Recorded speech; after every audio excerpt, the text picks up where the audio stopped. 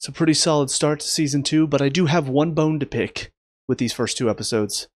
Who the hell wouldn't want to be Winston? Ernie Hudson is a gem. Don't you forget it.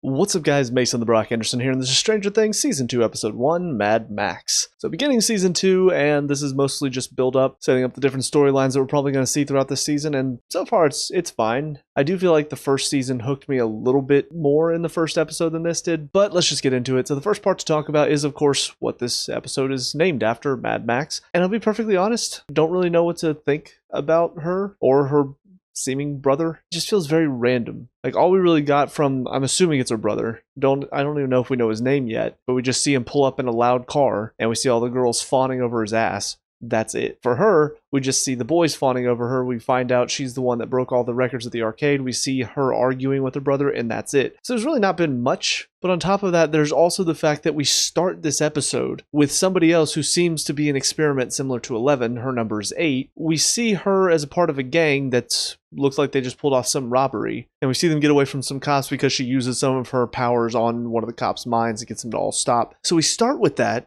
And then we don't see her again for the rest of the episode. It just all feels kind of pointless, to be perfectly honest, which I feel like is why I'm not connecting to it quite as much as the first season. What I am still connected to, though, is of course the main characters. Seeing where they all sort of are at this point, pretty natural progression, I would say. Starting with Will, obviously he's dealing with some of what seems to be the remnants, I guess is the best way to put it, of whatever happened to him inside the Upside Down. It seems to still be affecting him. He's now seeing this giant storm coming with the giant creature inside. So I don't know if he's actually transporting between the Upside Down and the real world, or if these are just visions he's getting because of his connection to that other world. But there's a lot of intrigue there, as well as the fact that apparently he's being tested by the same people who set all of this up. Now, I'm not really sure what's going on there, because the one doctor says that those people are gone. I don't know if he means that he admits he's still a part of the same group, but they've removed those people who were maybe doing their own rogue faction. He was very vague with it, so I don't really know what he told Hopper and Joyce to convince them to bring Will to get tested here. They seem to be experimenting with the same things. Now, they did burn some of that stuff, so maybe not. Maybe they're just there to do something completely different. But there's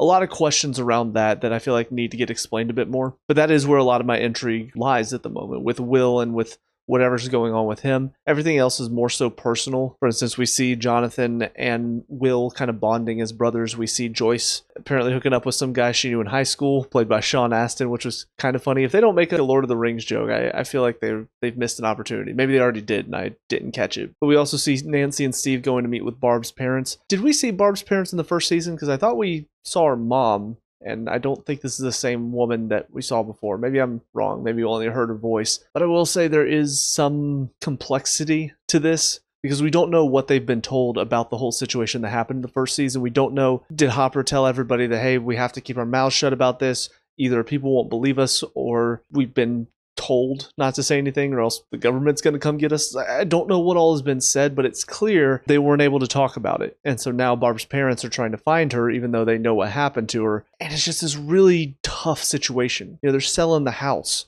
to hire an investigator who's not going to find her because she's gone. And in that, I will ask the question, why didn't they bring back Barb's body? I don't know if that was possible, but I feel like it should have been. And it would have answered a lot of questions and given her family some closure. But whatever the case, obviously, this is a tough situation. So I don't know what they're going to do with that going forward, but I do feel bad for Steve and Nancy in this scenario. It's very clear there was some product placement in that scene. It's pretty effective. Kind of want to get KFC for dinner. But as far as the kids are concerned, they're still just kids hanging out. New girl comes in, they're interested, they want to find out, they're hanging out at the arcade all the time. But outside of that story, there wasn't really much else. We do see that Mike is trying to talk to 11 on the walkie-talkie still. On 11, of course, we do see at the end of this episode that Hopper has somehow found her and is taking care of her in this cabin away from everything. I'm assuming he's doing that because he's worried that people are still going to come after her. And so he figured the best way to do that is to keep her secluded from everybody else. But I assume once Mike finds out that he's been keeping 11 in this cabin all this time. I assume there's going to be some frustration there, but I am curious to find out, how did he get her?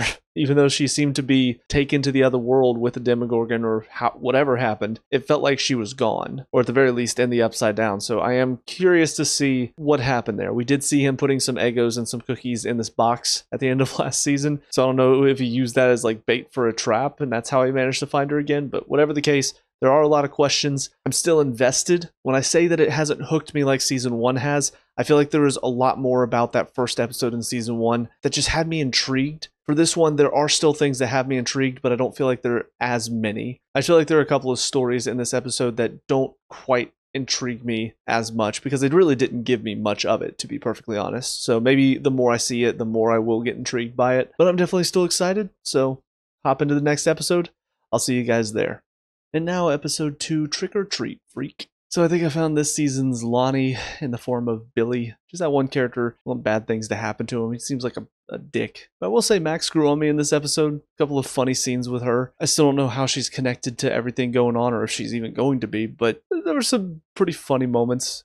By far the funniest one was, well, that's presumptuous of you. Yes, it is. It's so funny. But her jump scaring them as Michael Myers was also pretty funny as well. Lucas's scream, golden. But there are a couple of scenes in this one that I do feel similar to how I felt in the first season, where people are acting not unrealistically, but they are still in the wrong, in my opinion. And ironically, it's the siblings, Mike and Nancy. Both of them, like, I understand where they're both coming from. For Mike, he's obviously still hurting about 11 not being there. So now this new girl shows up, and Dustin and Lucas bring her into the group kind of without asking him. So I understand why he's upset about that, but his reaction's a little over the top. And then basically taking Will away and being like, you guys just do whatever. I do feel like that's a bit of an overreaction. They're all concerned about him. They're all worried based on what happened in the first season. So I'm sure they would all want to be there for him to find out what's happening to him. And then for Nancy, obviously her whole scenario, completely understand. She's just dealing with the loss of Barb and not being able to tell anybody about it. And after what happened with Barb's parents, there's a lot going on here that she is struggling with. And honestly, I feel bad for Steve and all of it because he's just trying to basically help take her mind off of it for a night. Like, as far as I can tell, he's not saying just forget about it and move on. He's saying just for one night,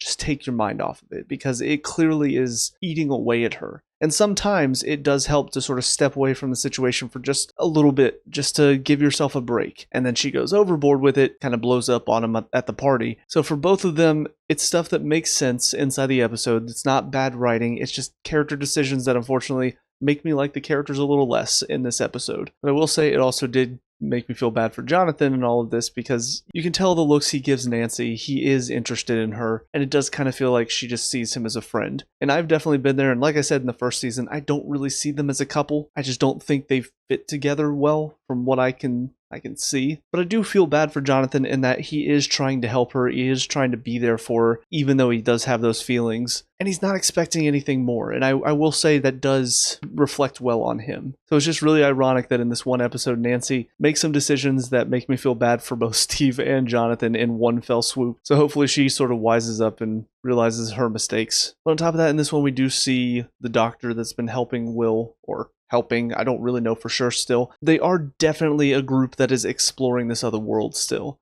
So I don't know how they're connected to Dr. Brenner and all of them from the first season. He seemed to imply that all of them are gone. There's a lot of questions here that still need to be answered, but for the moment it sort of feels like they've just taken over where Dr. Brenner left off in the first season. I will say for Bob though, I'm a little suspicious of him. And first of all, the fact that you got Sean Astin to play him makes me feel like he's going to be an important character for this season. I don't know if he's going to be connected to this group though, or if there's just something else going on here. They definitely seem to imply a couple of times that there might have been something between Joyce and Hopper, I think. Unless I'm just completely misreading that scene between them. But right now, Bob's scenes just sort of feel out of place, which is why I'm wondering what else is going on with him. What else is he here for? What's his purpose? Is it just supposed to be, this is Joyce's chance to get away from all the craziness and go be with him? Or is there something specifically with him that we don't know about yet that we're going to find out later? I'm not entirely sure. I won't say I'm extremely intrigued by him. He is kind of funny to have as just sort of this very normal person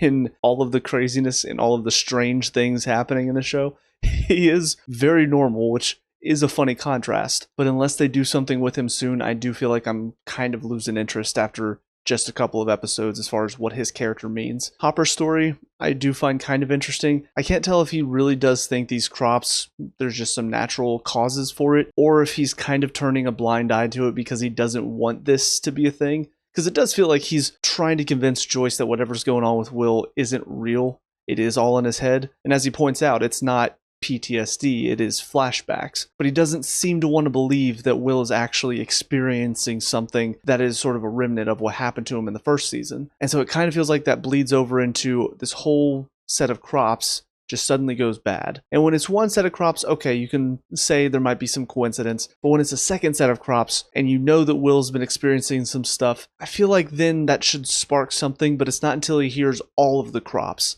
have been messed with. That's when he suddenly goes, okay, wait, maybe there's something here. So I do feel like from what I saw in the first season, he should have been smart enough to put 2 and 2 together once the second farmer came in about the crops and realize there's something else going on here. So I'm assuming it's him trying to believe that, no. Just because all of the first season happened doesn't mean every little thing that seems weird is going to be something supernatural. I don't know if that's kind of where his mindset is, and so he's trying not to go there first thing. But I do feel like if I were in his shoes, I would have probably thought, all right, there's something weird going on here. But also connected to that story, we do see with 11, we finally get some backstory after what happened during the first season, and it is good. I do like the fact that we got some gaps filled in for us. But the one gap that still needs some more filling in is the box that Hopper left in the woods. I assumed he had left it out there because he had seen her at some point, or maybe she contacted him, and so that's what he was trying to do, is give her something to sort of lure her in, so that way he could take care of her. But it seems like she just sort of happened upon that box. So did he just luck out?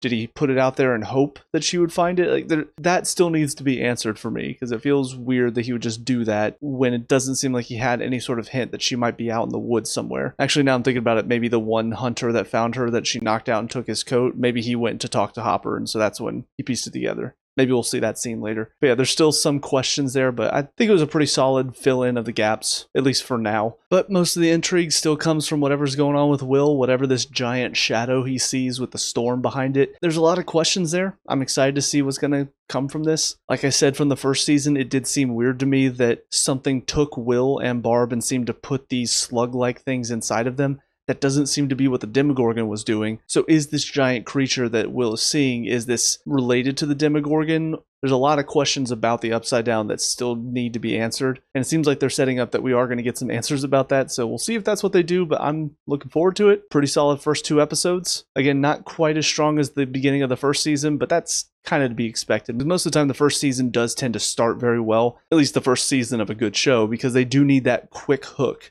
to get you in. Whereas the second season, they can bide their time a little bit. They can be a little bit slower in the setup because you've already seen the first season. So if you're still here, you're still enjoying it. But I do think it's a good setup for this season. But let me know what you guys think down in the comment section below. What were your thoughts on these first 2 episodes? Let me know. We can talk about and discuss all that good stuff.